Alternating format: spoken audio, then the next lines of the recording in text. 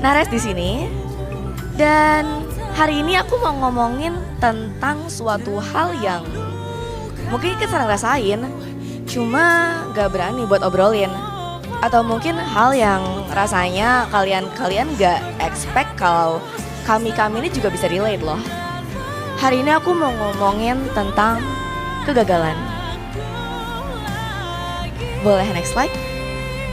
Oke. Dari kecil aku tumbuh untuk jadi anak yang ambisius. I've always loved achievements.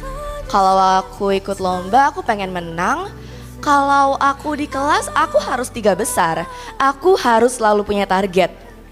Kenapa? Karena itu adalah hal-hal yang bisa bikin aku ngerasa seenggaknya aku ini berharga. Sampai suatu saat, boleh next slide? Aku ternyata gagal untuk jadi timnas IGO 2023. Aku gagal di seleksi terakhir. Aku masih ingat pengumumannya waktu itu hari Jumat. Dan aku nangis sampai 4 jam lebih. Tapi setelah itu aku gak berhenti, aku coba lagi. Dan alhamdulillah aku jadi timnas IGO 2024. Waktu itu aku dapat perunggu. Cuma bisa dapat perunggu abis awarding night. Waktu yang lain happy, bebannya udah hilang. Aku masih nangis. Aku nangis karena aku gak mencapai target emas yang aku terapkan ke diriku sendiri. Tapi abis itu aku mikir, sebenarnya gagal itu apa sih? Boleh next slide? Lantas apakah gagal itu ketika kita nggak dapat sesuatu yang paling tinggi? Enggak dapat penghargaan dari orang lain? Well, sebenarnya gagal itu nggak objektif. Setiap orang berhak untuk mendefinisikan kegagalannya masing-masing. Mungkin gagal itu pertama, kalau misalnya kita berhenti buat nyoba. Kalau kita nggak belajar dari kesalahan, kita terlalu sibuk ngebandingin diri sama orang lain sampai-sampai kita lupa untuk apresiasi diri sendiri.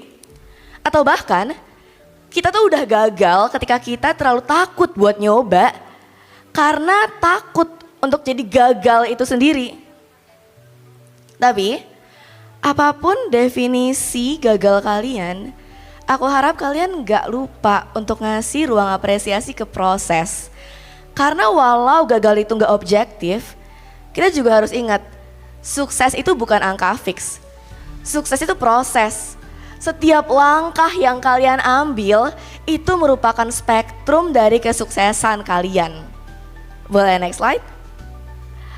So, jadi jangan lupa, kalau gagal sama sukses itu bukan hal yang mutlak. Dan aku mau remind lagi, seandainya sekarang kalian ngerasa gagal, pertama, kalian gak sendiri. Dan kedua, mungkin kalian gak bener-bener gagal, coba kalian pikir lagi, itu gagal menurut siapa?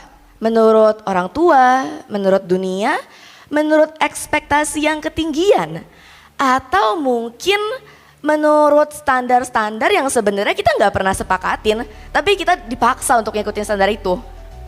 So, last, ini ada puisi yang aku tulis waktu aku kelas 12. Judulnya Harap-Harap Cemas.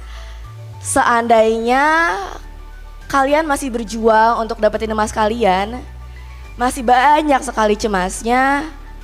Semoga kalian gak lupa untuk bisa kasih abolisi ke diri kalian sendiri.